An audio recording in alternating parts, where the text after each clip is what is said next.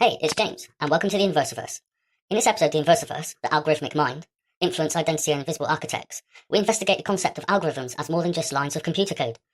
We explore the possibility that algorithms are embedded in the very structure of reality, from the spirals found in nature to the belief systems passed down through generations, from artificial intelligence to childhood conditioning. We ask, what is shaping our thoughts, choices, and identities? Who are the invisible architects designing our world, and how much control do we have over the systems that shape us? Topics in this episode include the hidden meaning of the word algorithm and how its original context differs from its modern use, patterns in nature, mathematics, and the cosmos that reveal a form of natural intelligence, psychological, cultural, and digital systems that program identity, the philosophical and spiritual interpretations of patterns and universal order, practices, activities to observe and question the algorithms that influence our daily lives. The goal is not to offer final answers, but to open the door to deeper awareness, to recognise that many aspects of our experience may be running on inherited, automated scripts, some designed by others, some by nature, and some still within our power to rewrite. So let's get started. Section 1. Pattern Recognition, Seeing the Code. We begin with a challenge to conventional thinking. What if the world around us, and the mind within us, operates according to unseen instructions? What if what we call normal is just a series of automated, inherited responses triggered by invisible systems? This section lays the foundation for the rest of the episode. Here, we plant the idea that much of life can be understood through the concept of algorithms, structured patterns of logic that generate predictable outcomes.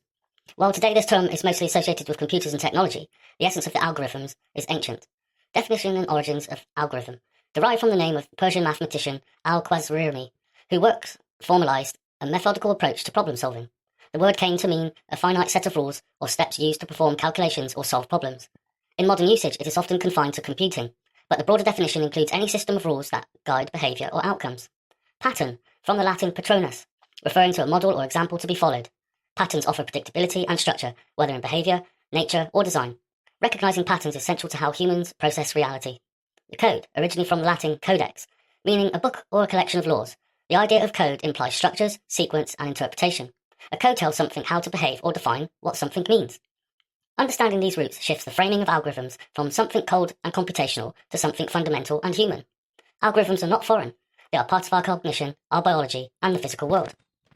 Natural algorithms. Algorithms are not new. They existed before language, before machines, and even before consciousness as we understand it. The natural world follows clear, observable patterns. One such pattern is the Fibonacci sequence, a numeric pattern 0112358, found in the arrangement of leaves, the spirals of shells, and the shape of hurricanes and galaxies. It suggests a natural preference or default in growth and evolution. Then there are fractals, which are geometric shapes that repeat at every scale. You see fractals in snowflakes, trees, branches, and lightning bolts. From chaos emerges order, with mathematical elegance that seems to imply a form of computation. Then symmetry. Most life forms exhibit bilateral or radial symmetry. This tendency towards balanced design is not just aesthetic, it reflects a rule-based approach to structure and survival. Finally, cellular automata. In systems like Conway's Game of Life, simple rules applied to basic units create complex, evolving systems. These models mimic how cells organize, how patterns in cities form, and even how societies behave. These patterns suggest that life, evolution, and perhaps even consciousness itself may be a result of embedded instructions, not static, but dynamic rules constantly playing out. For your potential completion after this episode ends, Pattern Awareness Walk. Take 10 to 15 minutes to walk through your home, your street, or a natural environment. Try not to name what you see, instead, focus on structure, shape, rhythm, and repetition. Where do you notice repetition? What kind of forms appear over and over again? Do certain objects reflect each other? Are there hidden symmetries? Is there rhythm to the sounds you hear? Traffic, wind, footsteps. Now reflect. Are these patterns designed, or are they accidental? What happens to your body or mind when you recognize a pattern? This point of this activity is to start observing that behind even the most mundane or chaotic scenes, there is often a deeper structure. Noticing patterns is the first step towards questioning them. Philosophical and psychological perspectives. Plato believed that everything in the physical world was a shadow of a perfect, non-physical form. Patterns were echoes of a deeper, truer reality. Jung saw archetypes as psychological patterns embedded in collective consciousness. These repeat across cultures, stories, and individuals. The Hermetic principle of correspondence, known as above, so below, as within, so without, these principles point to a fractal structure of reality. Micro and macro reflect one another.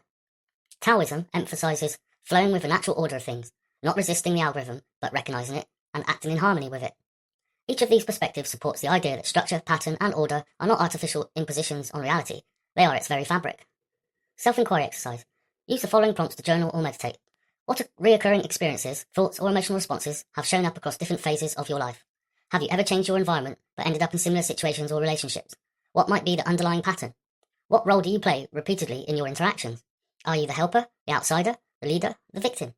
These patterns might point to unconscious algorithms installed early in life, beliefs and behaviours that continue to execute unless consciously observed and rewritten. My personal experience and reflections. If you've just completed the exercise, I wanted to contribute something from similar practices I've undertaken in the past as part of my self-improvement journey, reconnecting with myself and healing. Patterns are absolutely everywhere. There's no avoiding them in life. That, in itself, is a pattern. Whenever a difficult moment arose in my life, I noticed my emotions would fluctuate, patterns almost cyclical, automatic behaviours would kick in. I didn't understand why. I didn't understand how I could be calm one moment and in emotional, irrational turmoil the next. It became clear that my thoughts had turned intrusive, shifting energy away from my body and into my mind. That shift had a detrimental effect on me, disrupting my sense of presence. I'd been through hardship, upset, sadness, but recognising these patterns made me stop and think. I wanted to understand them. For long stretches of time in the past, I would sit in a state of woe, unable to process my feelings, but I knew I had to do something. My inner strength wouldn't let me stay in a difficult or depression indefinitely. I discovered that the more I disciplined myself, the more I broke my challenges down mentally into similar manageable parts. The easier it became to move through the emotional waves. The pain would lessen the more I contributed to positive outcomes. At one point in my life, particularly in friendships and relationships, I realised I'd often contributed to destructive cycles rooted in ego. I'd feel wronged and wouldn't just walk away. I felt compelled to explain, defend myself, but eventually I saw in doing so, it was diminishing both myself and my self-worth. Not all problems can be fixed. More often than not, I noticed a recurring pattern. When people encounter difficulties, especially in relationships, one person becomes rational and logical, often because they feel morally justified, while the other becomes emotionally reactive. In these moments, communication breaks down. The mind struggles to process emotional language using logic and critical thinking. That's where cognitive dissonance occurs, as described by Festinger, 1957. It arises a mental discomfort caused by holding conflicting thoughts and emotions. Neuroscientific research also suggests the default mode network in the brain, associated with self-referential thought, becomes overactive during emotional distress, creating internal disconnects that make rational processing harder, according to Reich et al. 2001. When such situations like this occurred, I found the best response was often silence, to step away and process. I'd reflect on the behaviours, body language and words exchanged between us both. I would then decide whether I wanted to continue engaging with that energy, person or relationship. I found that real clarity could only occur when I took time to myself, in solitude. The solitude acted like a reset switch. Being away from the person I disagreed with allowed me to enter a space of introspection. What I later discovered was that I was naturally engaging in elements of somatic awareness and healing, a body-based approach to processing trauma and stress, as referenced by Levine, 1997. When I returned to engage, I did so with less reactivity, less resentment, and without holding a grudge. Over time, I realised that intentionally recognising these patterns through journaling, mindfulness, or even simple breathwork allowed me to catch myself earlier in the cycle. Approaches like cognitive behavioural therapy have also been shown in research to help individuals identify and restructure thought patterns that lead to emotional dysregulation. Beck, 1976. For me, that self-awareness was the first real gateway to healing. Transition from pattern to program. Recognising a pattern is not the same as understanding it. This episode aims to go beyond aesthetic observations. Patterns are clues, evidence of algorithms at work. We will now begin to ask, who or what wrote these rules? Are we running inherited code? Can we update or rewrite the algorithms that govern our perception, identity, and action? These questions lay the groundwork for the rest of the episode, moving from the universal and natural to the personal and societal, and eventually into the realm of conscious reprogramming. Section 2. The nature of algorithms. To fully grasp how algorithms influence our minds, choices, and culture, we must understand what algorithms actually are in both technical and conceptual terms. What is an algorithm, really? An algorithm is a defined sequence of steps used to solve a problem or achieve a result. While this sounds like the domain of mathematics and computers, algorithms exist everywhere. The way a seed grows into a tree follows an algorithm. The immune system has algorithmic responses to pathogens. Social rituals like greetings or negotiations often follow repeatable steps that produce socially accepted outcomes. Recipes, rituals, traditions, and even superstitions can all be understood as informal algorithms. In other words, algorithms are not just technological tools, they are also psychological, biological, and cultural structures that shape and guide actions toward predictable outcomes. Key characteristics of algorithms are 1. Inputs. All algorithms start with data or a condition.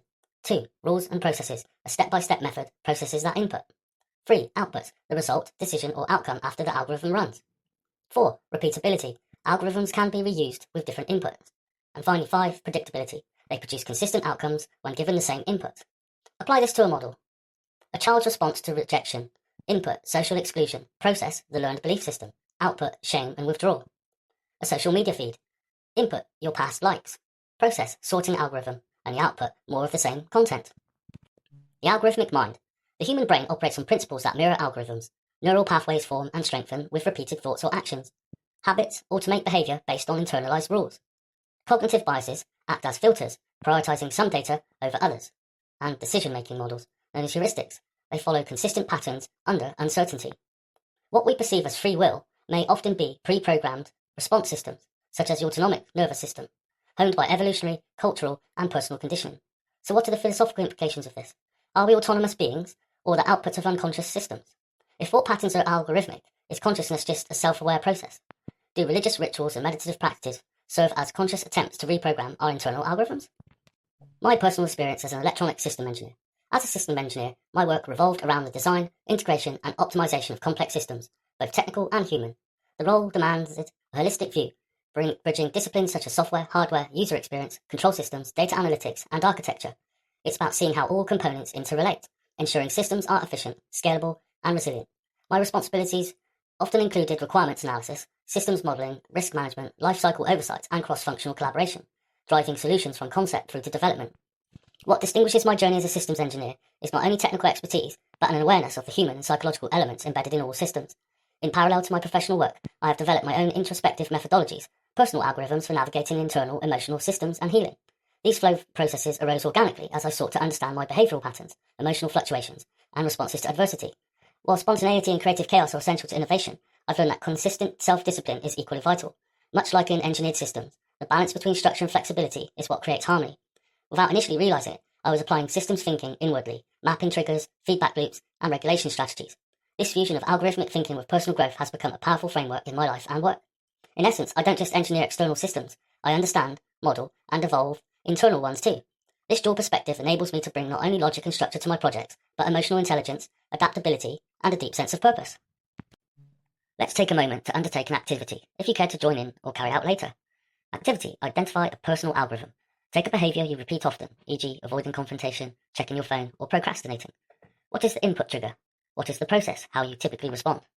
What is the output, the emotional or behavioural result? Can you identify the rule that governs this loop? What might happen if you change this rule? This exercise can reveal many of our behaviours are not spontaneous choices, but results of automated logic loops. When people are unknowingly brainwashed, indoctrinated, and unconscious of their surroundings, they tend to operate in repetitive behavioural loops. These loops are often driven by subconscious, and as such, individuals are often unaware of their actions.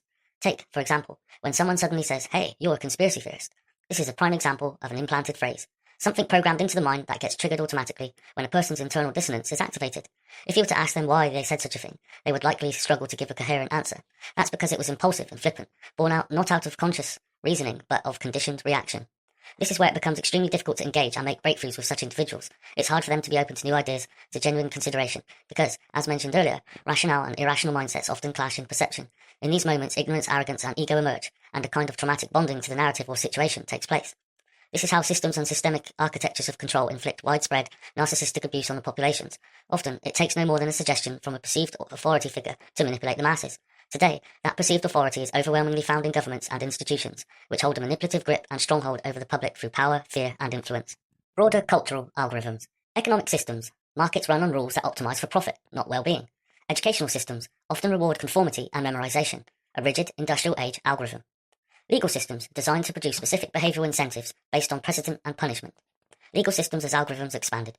Legal systems operate according to defined procedures, output logic, and historical precedents. They are classic algorithmic structures. Input, a reported event or accusation. Process, investigation, legal interpretation, and trial procedures. And the output, a verdict, sentencing, acquittal, or an appeal. These systems rarely rely heavily on precedent, which is previous rulings, meaning the outcome of any case is significantly influenced by what has happened before. A feedback loop reinforcing its logic.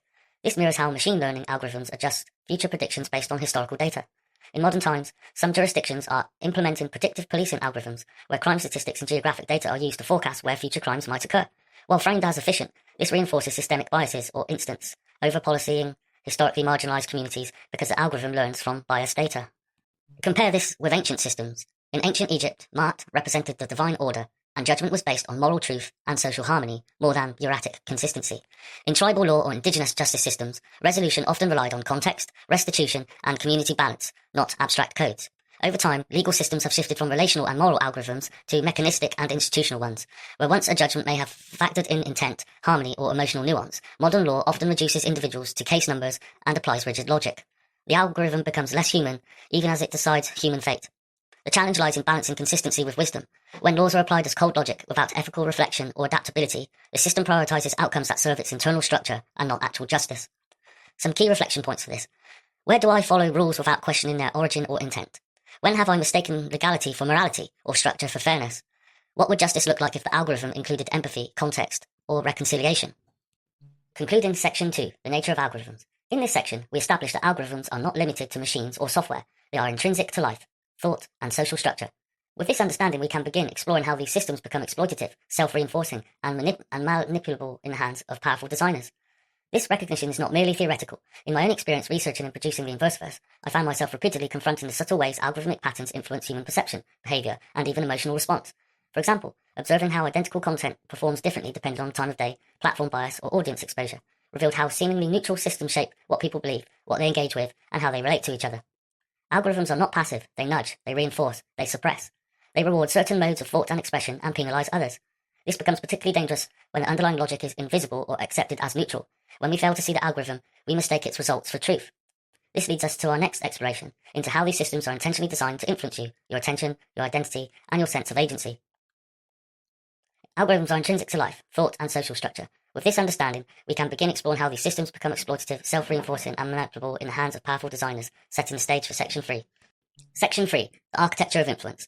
Once we understand that algorithms structure our behaviours and perceptions, the next question arises: who writes these rules? Who designs the environments that guide, shape, or limit our thinking and actions? This section explores the deliberate construction of systems designed to influence individuals and societies. An example of a system designed to influence is the alphabet. It enables and allows us to communicate and influence each other by a specific set of rules and scripts, as per the image. English falls under the Roman script for letters and words, such as these letters and words. Other alphabets, such as the Greek script, also part of the Roman alphabet writing system, include not only letters but symbols. Other languages incorporate symbols and letters for intonation, which is the rise and fall of the voice in speaking. Symbols to stress emphasis, which prompts individuals to elongate or shorten the pronunciation of particular words.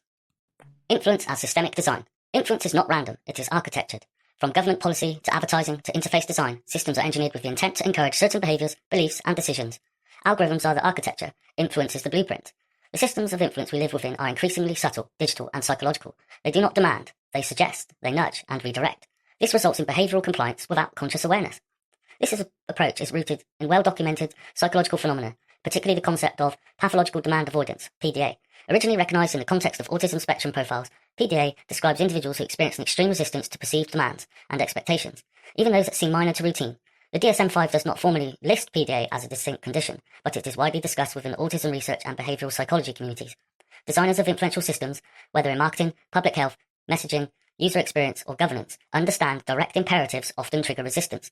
This is not limited to clinical cases. People in general, especially in overstimulated or autonomy-driven cultures, exhibit some level of psychological reactance when they feel their freedom of choice is being constrained. Therefore, rather than issuing commands or demands, these systems are built to encourage voluntary compliance through suggestive and incentivized-based language. For example, instead of "you must play this game to qualify," the prompt might read "play our game for 1 hour and receive a bonus." This technique disarms resistance by framing the action as optional, even desirable, while embedding a persuasive reward. This is a tactic that capitalizes on behavioral psychology findings related to intrinsic motivation, decision autonomy, and reward circuitry. Studies in nudge theory, Fowler and Sunstein 2008, support this approach, highlighting that people are more likely to act in predictable ways when choices are framed rather than mandated. The shift from explicit instruction to subtle steering isn't just about etiquette, it's about maximizing compliance while preserving the illusion of freedom. The result is a population who may believe they are making free choices, when in reality they are responding to carefully calibrated prompts designed to bypass their psychological defenses. Real-world systems engineering. My background as a systems engineer gave me first-hand exposure to this reality. Much of my work involved ensuring systems were compliant, efficient, and user-ready.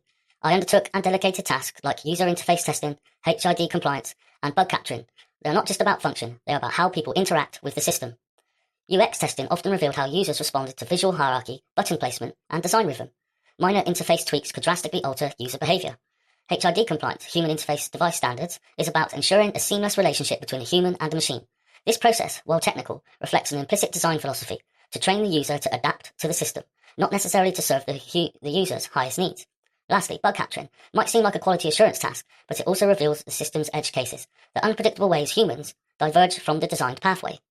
These experiences made me deeply aware of how influence is engineered. When you realize systems are tested for optimal psychological response, it becomes impossible not to question how much of our behavior in digital spaces is our own.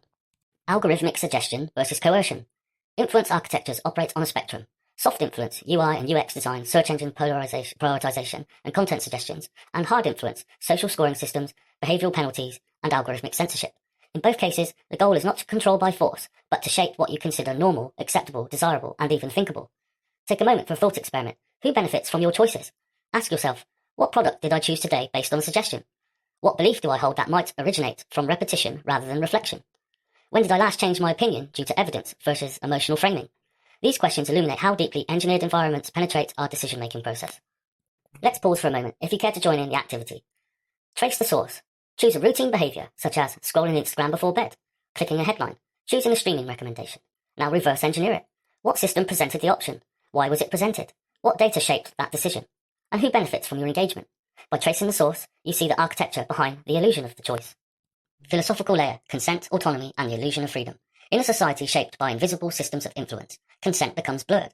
Can you truly consent to an experience when you don't understand the architecture behind it?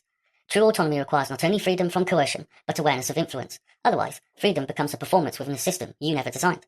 The insight became especially clear to me while reflecting on my journey through the systems engineering and content creation. As someone who once worked on systems to ensure technical compliance, I found myself navigating a similar process in deconstructing social and psychological systems. The same principles that apply to identifying bugs and optimizing user flow also apply to debugging belief systems and decoding psychological incentives. In the process of creating Inversiverse, I experienced multiple epiphanies, moments where I saw with disturbing clarity how many of our assumptions and reactions were not mine, but were outputs of systems I didn't know I was part of. Realizing that I'd been conditioned not only by the algorithms, but by culture, language, and education, and even in the structure of time and routine, led to the conclusion that most of us are following invisible programs and calling it identity.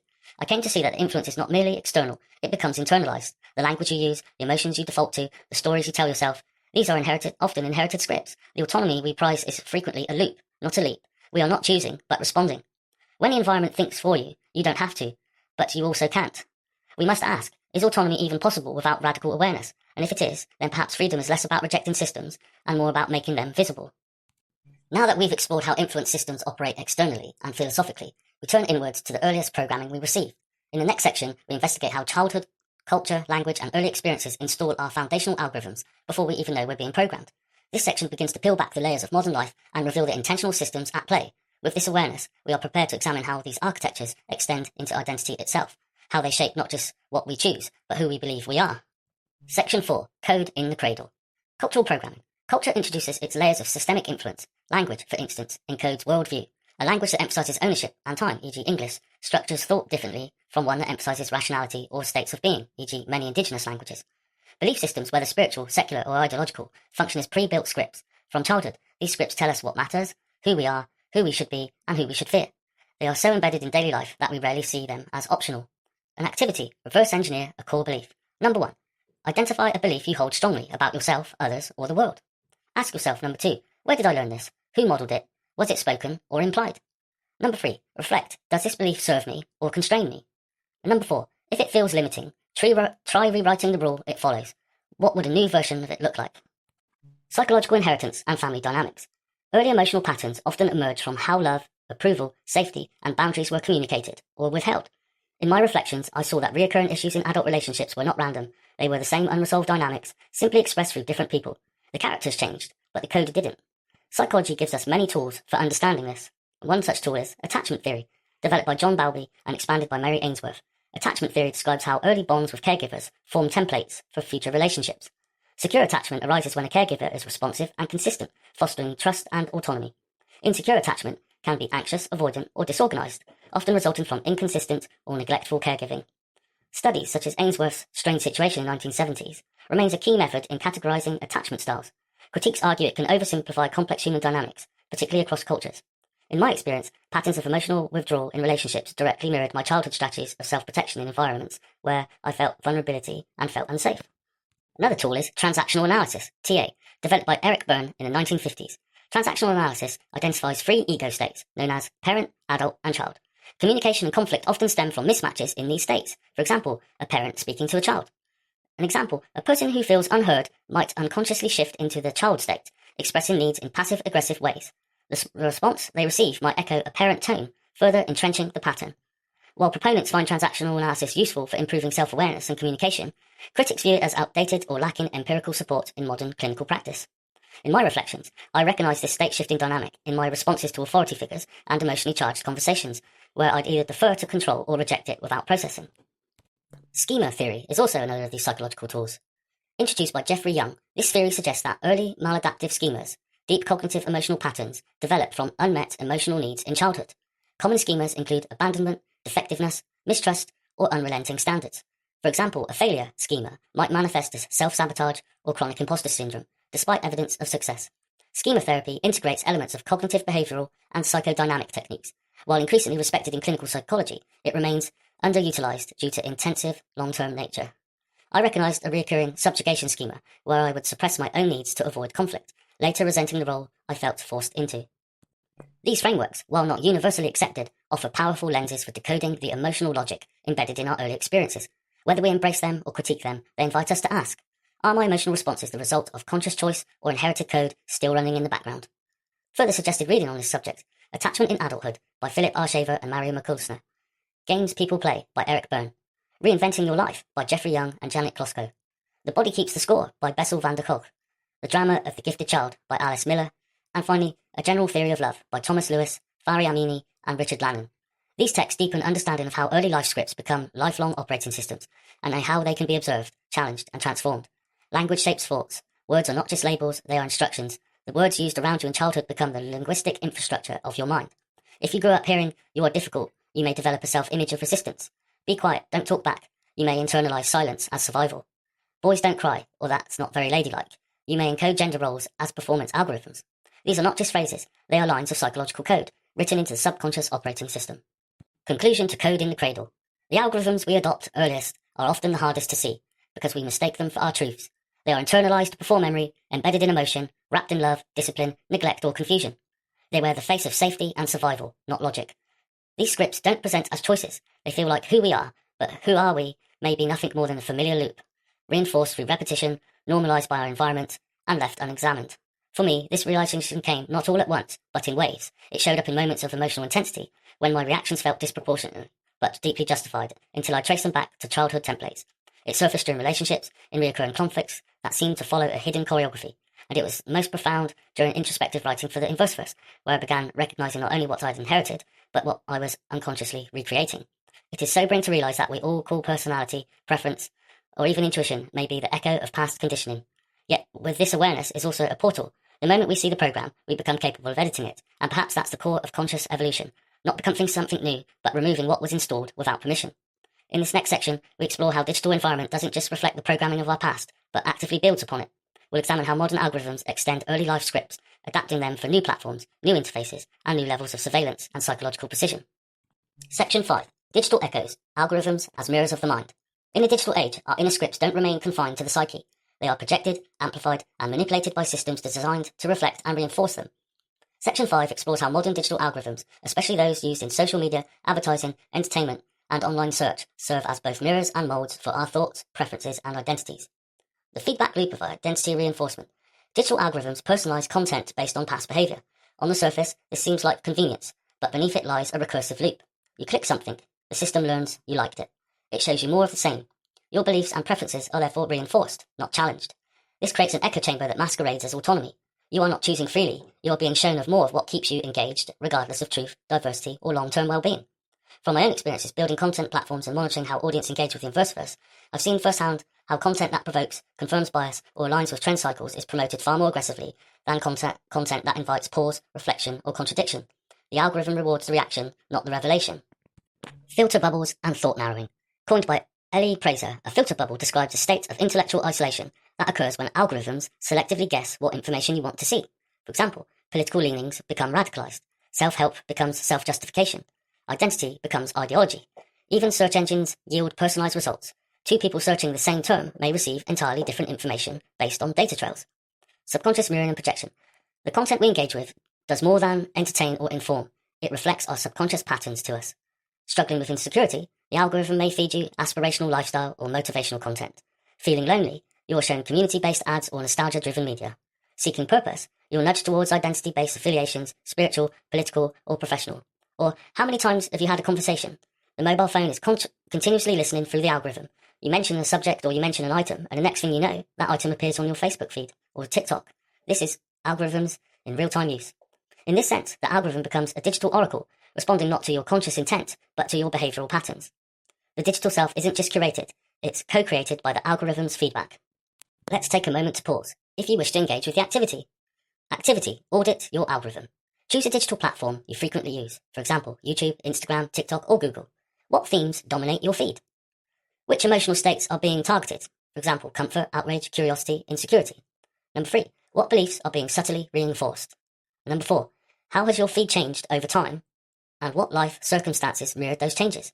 Now ask, if a stranger were shown this feed, what would they assume about me?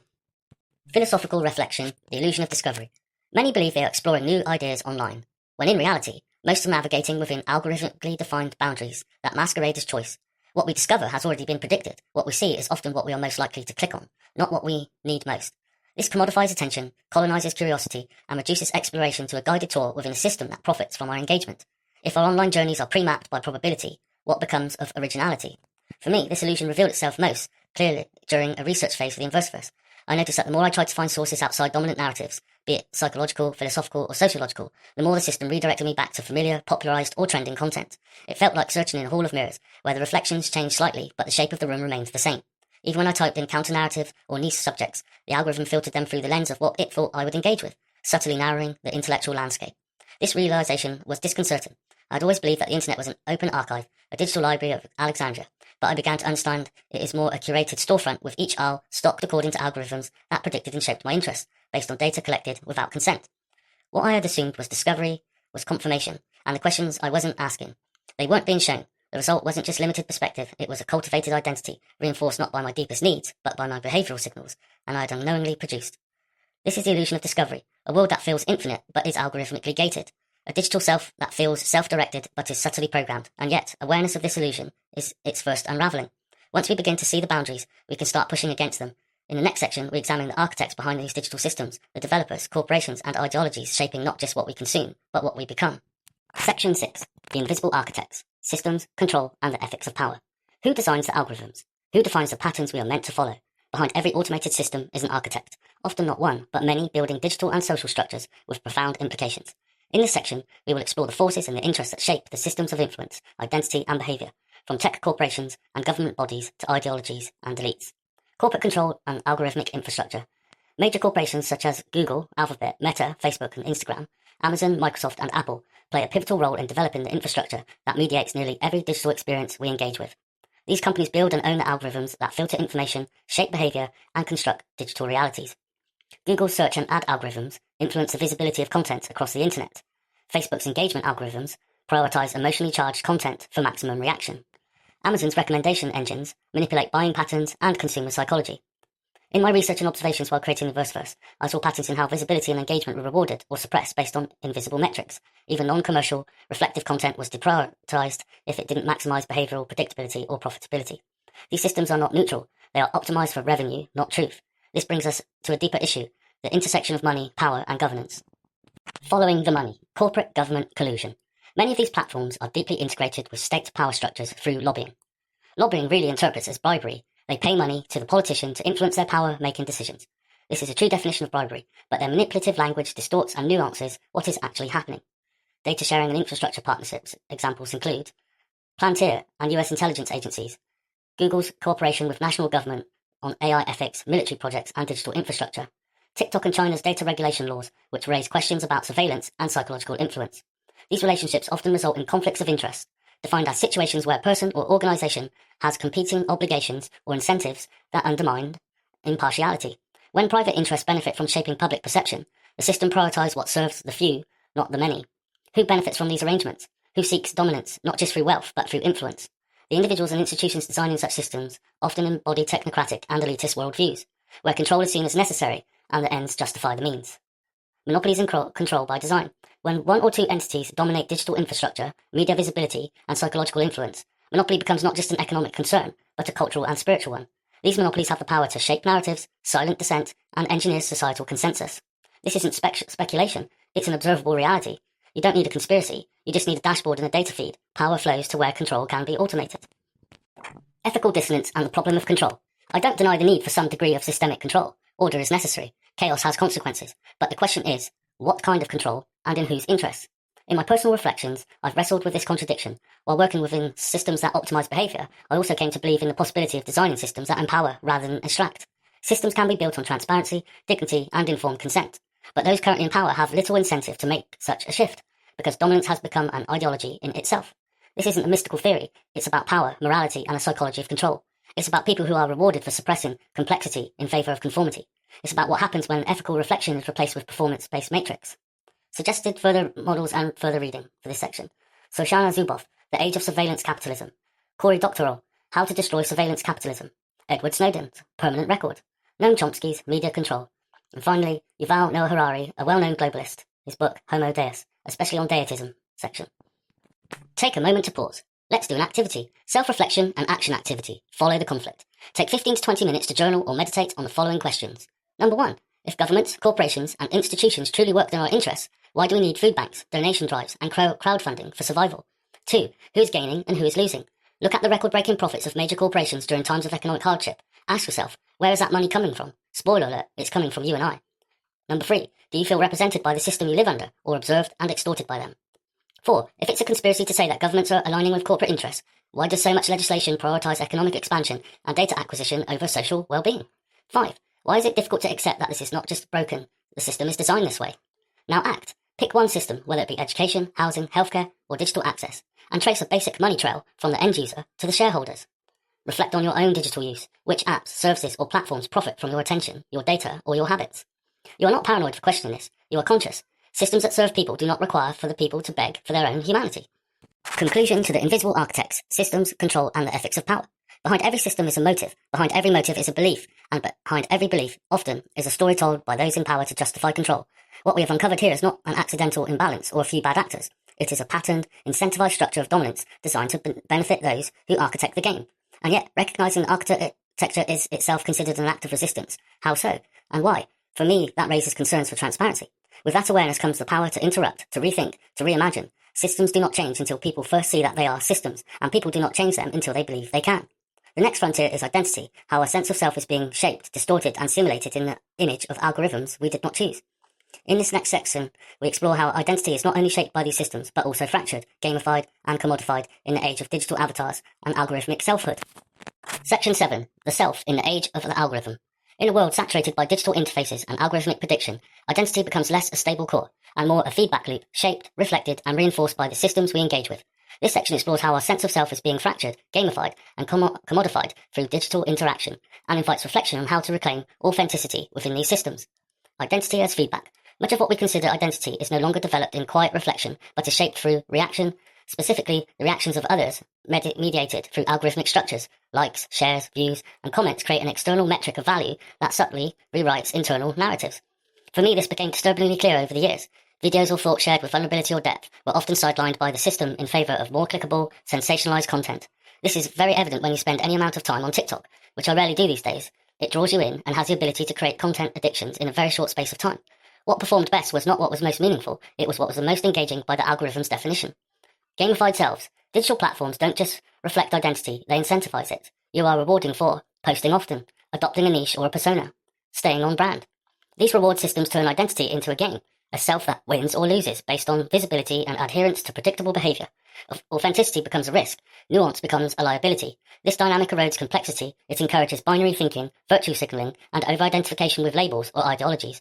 The algorithm doesn't reward reflection, it rewards repetition. The commodification of the self. Today, personal identity is monetized in ways that would have been unthinkable even a decade ago. From personal branding to influencer marketing, individuals have become products. The self is now designed, curated, and marketed. The curation of self is actively encouraged through platform incentives and cultural norms. Social media architecture nudges users to present idealized, stylized, and consistent personas. Research from Duffy and Hund 2015 and Marwick and Boyd 2011 highlights how self-branding becomes a form of labor, especially for influencers, content creators, and even ordinary users navigating visibility. These behaviors are reinforced through algorithmic visibility. Platforms like Instagram and TikTok promote content that fits established trends. Monetization structures. Rewards go to those who build recognizable personas, such as brands. Audience feedback loops. Followers come to expect consistency, which reinforces persona maintenance over authenticity. A notable example is Kim Kardashian, whose identity is not only widely recognized, but has become a fully engineered, globalized brand. Her image is carefully curated across platforms, built through audience analytics, emotional branding, and algorithmic amplification. Kardashian has publicly acknowledged this, stating, "I'm a brand, and branding is about consistency." While effective from a commercial standpoint, the philosophical and psychological implications are profound. In my opinion, it's corruption, because she's wearing a mask, and her brand, which is based on her body, aesthetics, and recommendations, is effectively open to the highest commercial bidder. It's a form of prostitution, not for sex, but to allow her body to be used for personal gain and exploitation of others. Are we losing ourselves to become who others expect us to be? When identity is shaped primarily by how others will perceive it, the individual risks becoming a performance rather than a presence. Philosophers such as Eric Fromm and Carl Rogers warned against this in their explorations of inauthentic existence, a life lived to satisfy social norms rather than inner truth. From a survival perspective, curating oneself can indeed offer social and financial security, but it can also create psychological dissonance, the fear of being off-brand, the anxiety of losing relevance, the burnout of constant presentation. Studies show that this dissonance can manifest as imposter syndrome, Bratfier et al. 2020, increased anxiety and depression among highly online individuals, Twenge et al. 2017, and dissociative identity fragmentation, where individuals report feeling emotionally distant from their public selves. This reveals a paradox. The very strategies we use to belong may distance us from ourselves. Self-reflection and action activity. Editing the algorithm. Let's pause for a moment. I invite you to undertake an activity. This activity invites a gentle confrontation with the self we've allowed algorithms to edit. Number 1. List the traits, values, or labels you most associate with your online personal brand. 2. Then ask, are these same traits you embody when no one else is watching? 3. Reflect on any tension between your digital persona and your private experience. 4. Journal a short paragraph answering the following questions. Who am I when I'm not performing? What part of me feels safest online? And which parts feel hidden? And what story am I telling with my online identity, and who benefits from it? Conclusion to the self in the age of algorithm. If we are building ourselves for algorithms, who are we becoming?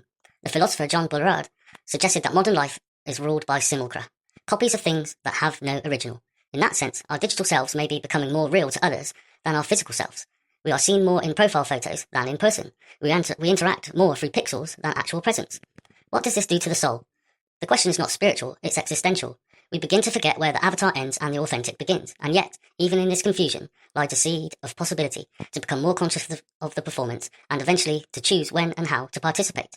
As we've explored in this section, the self is no longer just a sense of being, it's a product, a project, and sometimes a performance.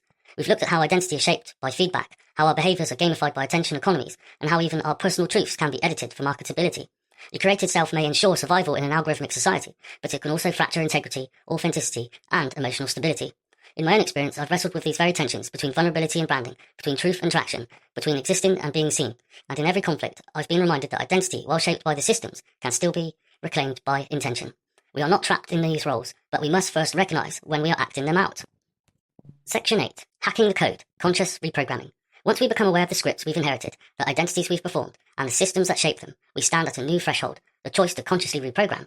This section explores the process of reclaiming authorship over one's mental, emotional, and behavioural algorithm, without denying the complexity of what came before. Awareness as the first rewrite. For me, the first real rewiring began with introspection, not just in private, but through the structured effort of creating the Inversiverse, writing and speaking about the systems that had shaped me, allowed me to reflect on emotional reactions, subconscious assumptions, and behavioural patterns. It was in the contrast between what I felt deeply and what I was told to believe that I began to write a new logic for myself. It wasn't easy. Reprogramming is uncomfortable. You will doubt what once felt like truth. You will notice how others still run on legacy code. You may find yourself suspended between the past and the possible, living between paradigms, but this space is where transformation occurs. Cognitive rewiring and narrative intervention.